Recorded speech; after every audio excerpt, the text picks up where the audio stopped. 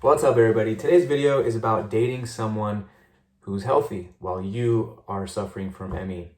So I have another video that's similar, but this is more about the perspective of being with someone who's totally healthy, can do any activity they want, and what it's like to navigate in that. Now, I've been with the same person a long time, and I think I have a lot to offer, although I'm not a counselor or marriage expert, relationship expert, but I will share my experiences and hopefully they help you. So relationships are always challenging no matter what. You throw in chronic illness and it just makes it harder than it already is. Even great relationships with two healthy people can be difficult at times. But it's very important to remember, no matter how empathetic your partner is, they will never completely understand. And you really shouldn't get mad at them for that, as long as they are trying. This illness is so complicated, it's so complex. There's an array of symptoms, high highs, low lows, and everything in between. I've articulated the best I can to a very understanding woman, and she wants to get it. She wants to understand. I think she's done the best she can. But how do you really explain what it's like? It's tough, and they're never going to know what it's like to be in our shoes. But she tries, and that means a lot. But the key is that I don't get mad when she doesn't get it, and that's hard to do. A lot of us are, when you're suffering through pain and all these different things, it's easy to be in a bad mood, being tired, all these different things. But it's very important to not get mad at them, as long as they are trying, and then they're on this journey with you. Remember that. Even though you might feel alone, you're not. The next thing is you have to be proficient at patiently expressing yourself and conveying what your needs are.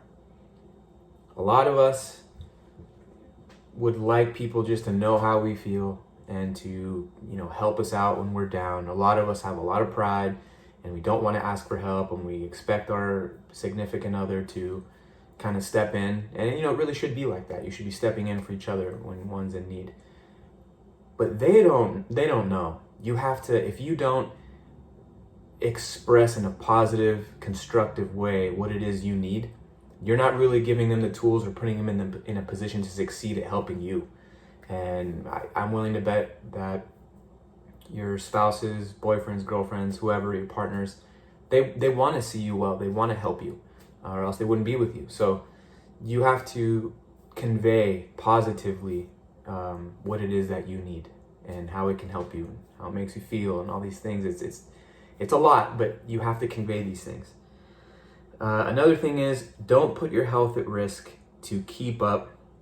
Don't stretch yourself thin to make other people happy or feel good. In a relationship, that could be tough. I know I've touched on that point many times throughout different videos, but in a relationship, you want to do your part, and you want to be part of this partnership, this team that you're in. And in the long term, it's going to hurt your relationship more, stretching yourself thin, getting sicker, trying to please your partner. Again, it comes down to communication and explaining post-exertional malaise. You need to almost become an expert on post-exertional malaise and explain this to your partner over and over. It might take a long time, many different times, but that's really the key to all of this, in my opinion. Once your partner understands what post-exertional malaise is, they're going to understand why you don't just dive in to certain things. Let your spouse know how much the little things they do matter. It might be small and insignificant to them, but really impactful and huge to you. So I think it's important to let them know that when they see you not well and they step in and make you something to eat, or the little things, how much they matter to you. And it's going to make your partner understand how you feel. It's going to make them understand how impactful they are. Because remember, they also feel helpless. They see someone they care about very ill, and they want to help, and they feel very helpless, and they can't. So if you're letting them know how the little things really do impact the quality of your life or how you feel, they are going to feel good about it as well. And they're going to feel like they're making a change for the better, that they're part of this, that they're improving your life, and that's important. Be empathetic to the sacrifices that your spouse is making, but don't feel guilty about it. That's tough to do, right? Because a lot of us were doing great things before we got sick. A lot of us, if you really talk to a lot of people with ME, a lot of people were overachievers and doing great in life, and that gets taken away, and then you're kind of relying on someone else for a lot of things you didn't used to rely on, and it's tough. But it's tough not to feel guilty. But you have to remember that you have to be empathetic to what they're giving up, what they're going through along with you. And that's tough to do when your emotions are all caught up in getting better and taking care of yourself, but it is important to do that for your partner or spouse. The next one's a little cheesy, but very, very helpful, and it's appreciate the small things. I understand that that's hard to do, but appreciate the small things that you have amongst each other and be thankful for them. Some people don't have anybody. Help them by educating them on ME in a positive and constructive and patient way. Take the time to teach them about ME, not necessarily about yourself, just ME in general. Let them know what other people are going through. Show them videos of other people's experience. Tell them what it's like for others, not just yourself. Have them look at the community a little bit. So it's not just 100% always you two and your illness and how you feel. Show them that other people around the globe also feel what you're feeling. You're not the only one. That way you guys don't feel isolated on this island where you're just by yourself, the both of you sick and coping. There's a lot of people going through this, and that really does help.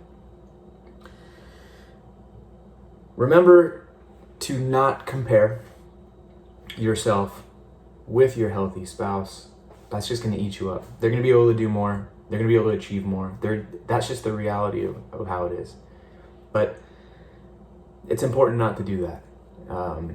It just puts you in a bad space, and you don't really want to clash that way and compare and be mad at what they can and cannot do and be bummed on what you can't do, and I just don't think that's healthy.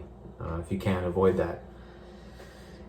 Last but not least on my list, and you could talk about this for hours, I'm sure, but remember that your spouse is going through this with you, whether they say it, show it, or not. Someone that they care about is suffering, and they feel helpless. In the same way that you feel helpless and getting better, most people out there want to see their better half not sick and get better, and they will do anything for that. And they're mourning and they're hurt as well. And it's something that you should acknowledge, in my opinion.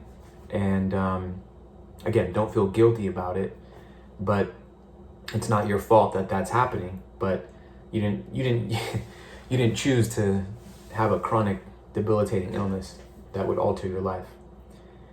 But it is important to acknowledge that they are going through this journey with you. They are suffering with you to a degree. And I think that's important to communicate. So, in conclusion here to this video, it really comes down to communication. A lot of these things come down to communication, perspective, understanding one another. Just like a regular, healthy relationship in any aspect of life.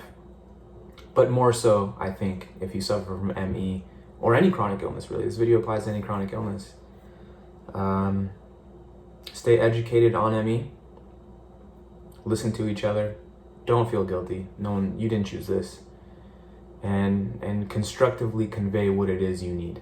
Your spouse is just not going to know. They can go on the internet, watch videos like this, but you need to express what it is that you need, specifically to your set of issues and your set of needs, in a constructive, positive tone. And I hope this helps some people out there. I did ask, what videos you guys would want to see, and this was one that came up a lot. It seems to be a very challenging issue for a lot of people, and it was challenging for me. I had a lot of rough patches early on trying to navigate chronic illness and a relationship. So I hope that you guys are doing well out there, and until next video, take care.